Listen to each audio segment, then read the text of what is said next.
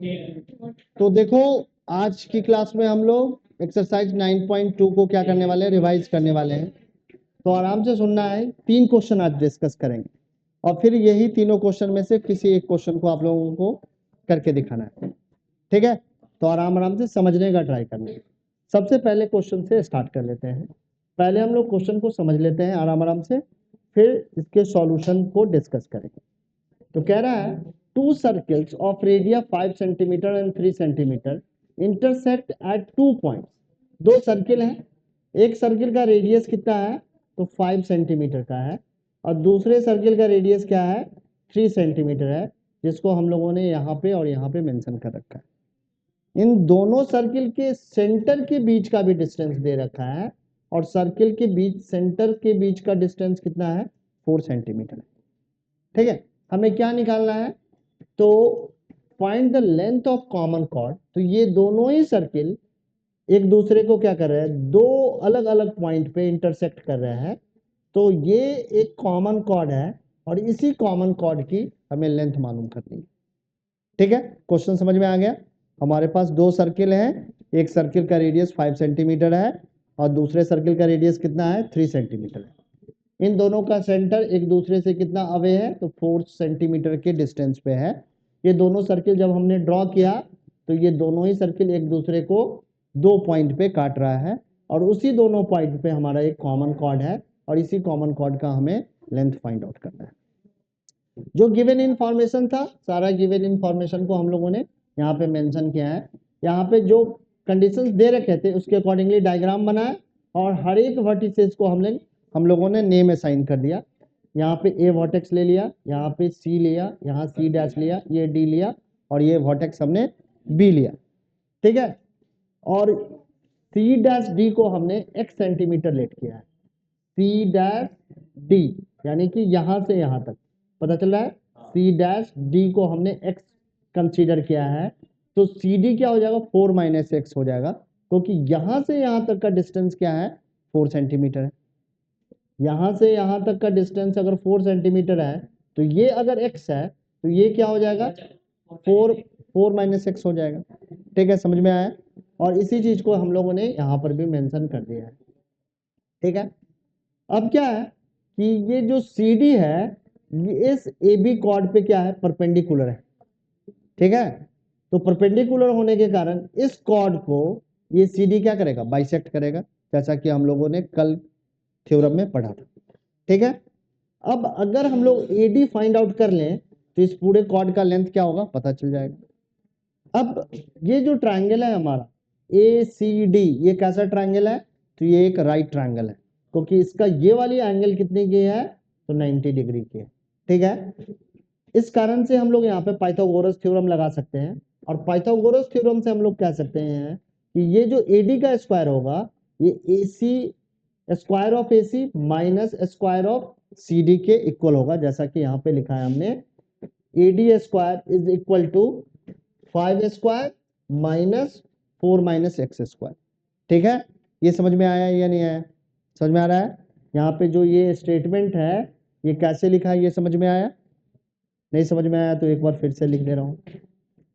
यहाँ पे इसी ट्रायंगल को मैं ऊपर में बना दे रहा हूं, इस तरीके का ट्रायंगल है। ठीक है, अब इसको थोड़ा सा इन्वर्ट करके बना। ट्रायंगल हमारा कैसा है तो ट्रायंगल ऐसा है हमारा। ठीक है, ये पॉइंट क्या है सी है, ये पॉइंट क्या है डी है, ये पॉइंट क्या है ए है। ठीक है, ये सी ए कितना है 5 सेंटीमीटर है, ये सी डी कितना है तो 4 माइनस एक्स है। तो ये ए डी क्या होगा तो ये ए डी स्क्वायर हमारा पाइथागोरस थ्योरम क्या कहता है A C square minus C D square के इक्वल होगा, होगा कि नहीं। ए सी की वैल्यू कितनी है तो 5 है, तो स्क्वायर ऑफ 5 आ जाएगा और सी डी की वैल्यू कितनी है तो 4 माइनस एक्स है। क्या एडी कहाँ कह रहा हूँ कि हाइपोटेनियस है मैं, ये सम का साइन लग रहा है तुमको। ठीक है, तो यहाँ पे क्या ए सी माइनस सी डी स्क्वायर लिखा हूं, तो ये क्या सी डी की वैल्यू कितनी है 4 माइनस एक्स है, तो यहाँ पे हम लोगों ने लिखा है 4 माइनस एक्स और इसका क्या हो जाएगा होल स्क्वायर। तो एग्जैक्टली यही वैल्यू यहाँ पे हमने लिखी थी। ठीक है, ध्यान लगाओ तुम्हारा पढ़ाई में तो नीचे चला जाएगा, मैं कह रहा हूँ। अब क्या है, दूसरा एक छोटा सा और भी ट्रायंगल है, और ये छोटा सा ट्रायंगल कुछ ऐसा है या नहीं। यहाँ पे डी पॉइंट है, यहाँ ए पॉइंट है, यहाँ पे सी डैश है। ये सी डैश से ए का लेंथ कितना है 3 सेंटीमीटर है। सी डैश डी कितना है एक्स है। तो ये फिर से हम लोग ए डी स्क्वायर अगर निकालें तो ए डी स्क्वायर क्या हो जाएगा, A C dash square minus C dash D square आएगा। ए सी डैश का स्क्वायर करोगे तो ये क्या आ जाएगा 3 का स्क्वायर आ जाएगा, और सी डैश डी का स्क्वायर क्या आ जाएगा माइनस में एक्स स्क्वायर आ जाएगा। यही इंफॉर्मेशन हम लोगों ने यहाँ पे लिखा है, समझ में आ गया। अब इन दोनों ही इक्वेशन को अगर आप एक साथ देखो, एक साथ मर्ज करके देखो, तो आप देखोगे कि इन दोनों इक्वेशन का जो हमारा लेफ्ट हैंड साइड है वो काफी इक्वल है या नहीं इक्वल है। सो इसका राइट साइड भी क्या होगा आपस में इक्वल होगा। सो 5 स्क्वायर, 5 का स्क्वायर का मतलब क्या है 25, 4 माइनस एक्स का होल स्क्वायर है तो 4 का स्क्वायर कितना आ जाएगा 16 आ जाएगा। इसके बाद 2ab होता है, इसका एक्सपेंशन करोगे तो क्या रिजल्ट आएगा 4 square minus 2 into 4 into x plus x square. इसी को सॉल्व करोगे तो 16 आ जाएगा, माइनस में 8x आ जाएगा, प्लस में एक्स स्क्वायर। यही तो लिखा है यहाँ, ठीक है, समझ में आ रही है बात। और यहाँ पे क्या होगा तो 3 का स्क्वायर 9 आ जाएगा, माइनस में एक्स स्क्वायर आ जाएगा। इस ब्रैकेट को जब ओपन करोगे तो ये माइनस 16 आ जाएगा, यहाँ पे ये माइनस को कर देगा प्लस 8x आ जाएगा, और इस माइनस के कारण ये प्लस एक्स स्क्वायर क्या हो जाएगा माइनस हो जाएगा। होगा या नहीं होगा। अब देखो यहाँ पर भी माइनस एक्स स्क्वायर है, इधर भी माइनस एक्स स्क्वायर है, तो एक दूसरे को क्या कर देगा कैंसिल कर देगा। यहाँ पे क्या आ गया, अब सिर्फ और सिर्फ 9 बचा, इधर 8x बचा, और 25 माइनस 16 क्या हो जाएगा 9 आ जाएगा। अब देखो 9 यहाँ भी है और 9 यहाँ भी है, तो इस 9 को इधर लाओगे तो 9 माइनस 9 आ जाएगा, तो 8x इज इक्वल टू 0 आ गया। तो x की वैल्यू क्या आ जाएगी 0 आ जाएगी। x का 0 होने का मतलब क्या है, ये वाली वैल्यू क्या होगी 0 होगी, तो ये c डैश कहाँ पे चलाएगा d पे चलाएगा। c डैश क्या था सेंटर था, तो सेंटर यहाँ पे उठ के चला आया। इस सर्किल का सेंटर यहाँ नहीं होना चाहिए, कहाँ होना चाहिए यहाँ होना चाहिए।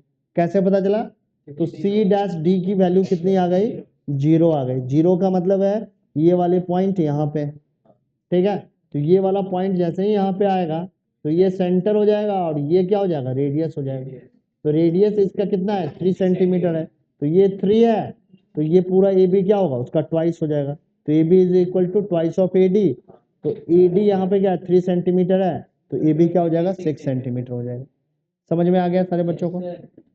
किसी बच्चे को डाउट है तो पूछो, क्योंकि फिर करना पड़ेगा बॉस, ठीक है, समझ में आ गया, हो जाएगा। चलिए आगे बढ़ते हैं। अब अगला क्वेश्चन क्या कह रहा है जरा समझो। इफ टू इक्वल कॉर्ड्स, दो क्या कैसे कॉर्ड्स हैं इक्वल कॉर्ड्स है, तो यहाँ पे हमने एक कॉर्ड क्या ड्रॉ किया है, एक कॉर्ड ए बी ड्रॉ किया है, दूसरा क्या किया है सी डी ड्रॉ किया। ये दोनों का लेंथ हमने क्या रखा है इक्वल रखा है, क्योंकि वहां पे लिखा हुआ था if two equal chords of a circle intersect within the circle. ये दोनों ही इक्वल कॉर्ड एक दूसरे को सर्किल के अंदर में ही काट रहे हैं। किस पॉइंट पे काट रहे हैं एम पॉइंट पे काट रहे हैं। ये गिवन है, prove that the segment of one chord are equal to the corresponding segment of other chord. अब इस इंटरसेक्शन के कारण इन दोनों कॉर्ड के क्या है अलग अलग सेगमेंट बन रहे हैं। एक सेगमेंट ए एम बन रहा है, दूसरा सेगमेंट बी एम बन रहा है। इसका एक सेगमेंट सी एम बन रहा है, दूसरा सेगमेंट डी एम बन रहा है। तो कह रहा है कि एक कॉर्ड का बड़ा वाला सेगमेंट दूसरे कॉर्ड के बड़े वाले सेगमेंट के इक्वल होगा, और छोटा वाला सेगमेंट छोटे वाले सेगमेंट के इक्वल होगा। ये प्रूव करके बताना है, ठीक है, समझ में आया।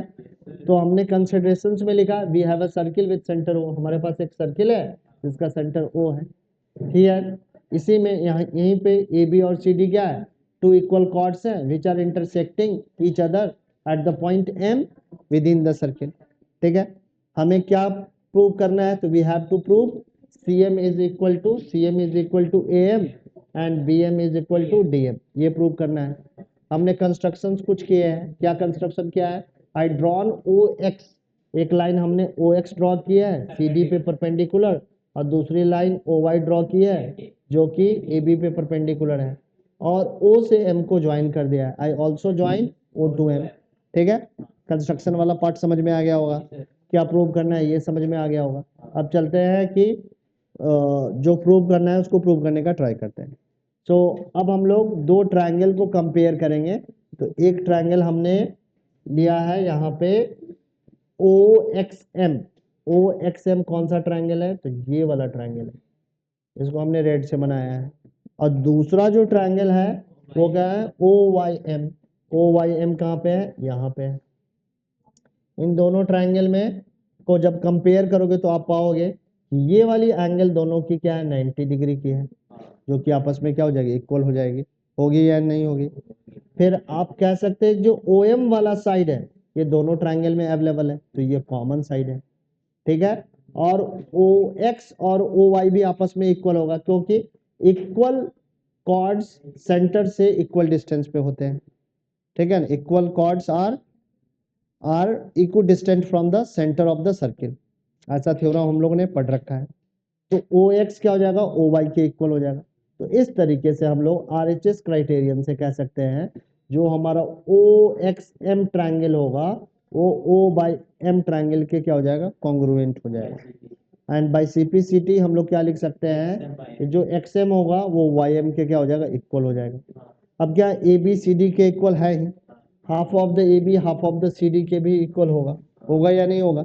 अगर एक रोटी के बराबर है तो वो उसका आधा भी क्या होगा, आधे के इक्वल होगा। अब ये half of the A B किसके इक्वल हो जाएगा, तो ए वाई के इक्वल होगा, और half of the C D क्या होगा, सी एक्स के इक्वल हो जाएगा। क्यों, क्योंकि सेंटर से अगर किसी कॉर्ड पे परपेंडिकुलर ड्रॉ करते हैं तो वो कॉर्ड को क्या करता है, बाइसेक्ट करता है, इस थ्योरम से। वही इंफॉर्मेशन यहाँ भी लिखा भी है। ठीक है, सो हमारा ये ए वाई क्या होगा, सी एक्स के इक्वल हो जाएगा, और यहीं पे हम लोग क्या करेंगे, इस वाले इक्वेशन का यूज करते हुए एक साइड में एम वाई जोड़ देंगे और दूसरे में एक्स एम जोड़ देंगे। तो ए वाई और एम वाई को जब आप ऐड करोगे तो क्या बनेगा, देखो आप, ए वाई और वाई एम को जब ऐड करेंगे तो ए एम बन जाएगा, और इधर सी एक्स में एक्स एम जब ऐड करेंगे तो सी एम बन जाएगा। तो ए एम क्या हो गया, सी एम के इक्वल हो गया। सो जो लॉन्गेस्ट सेगमेंट है वो लॉन्गेस्ट सेगमेंट के इक्वल आ गया। दूसरा क्या है, जो हमारा बी एम है उसको डी एम के इक्वल करना है। तो ए बी सी डी के इक्वल तो दे ही रखा है। अब इधर हम लोग ए एम सी एम को इक्वल कर रखे हैं, तो इधर में से हम लोग ए एम माइनस कर दिया और इधर से सी एम माइनस कर दिया। तो ए एम में से ए बी में से ए एम माइनस होगा तो बी एम आ जाएगा, और सी डी में से सी एम माइनस होगा डी एम आ जाएगा। तो ये दोनों प्रूव हो गए यहाँ। अब देखो यहाँ पे क्या कर रहा है, if two chords of a circle intersect within the circle, prove that the line joining the point of intersection to the center makes equal angle with the chord। क्या कहना चाह रहा है, इधर देखो, इफ टू इक्वल chords, दो equal chords है, फिर से एक chord हमारा क्या है यहाँ पे, दूसरा chord किधर है, तो दूसरा chord हमारा, एक chord यहाँ है, दूसरा chord यहाँ है, और ये दोनों chord फिर से इक्वल है, और ये ही दोनों chord एक दूसरे को क्या कर रहे हैं, सर्किल के अंदर में ही काट भी रहे हैं, इंटरसेक्ट भी कर रहे हैं। Prove that the line joining the point of intersection, ये जो पॉइंट ऑफ इंटरसेक्शन है इसको ज्वाइन करने वाली लाइन जो सेंटर से ज्वाइन कर रही है makes equal angle with the chord, ये कॉर्ड के साथ इक्वल एंगल बनाते हैं, ये प्रूव करना है। ठीक है, फिर से एक बार देखो, if two equal chords of a circle intersect within the circle, prove that the line joining the point of intersection to the centre makes equal angle with the chord. तो ये वाली एंगल को इस वाली angle के equal prove करना है, फिर से वही करना है, एग्जैक्टली वही लिखना है जो पिछले वाले क्वेश्चन में किया था।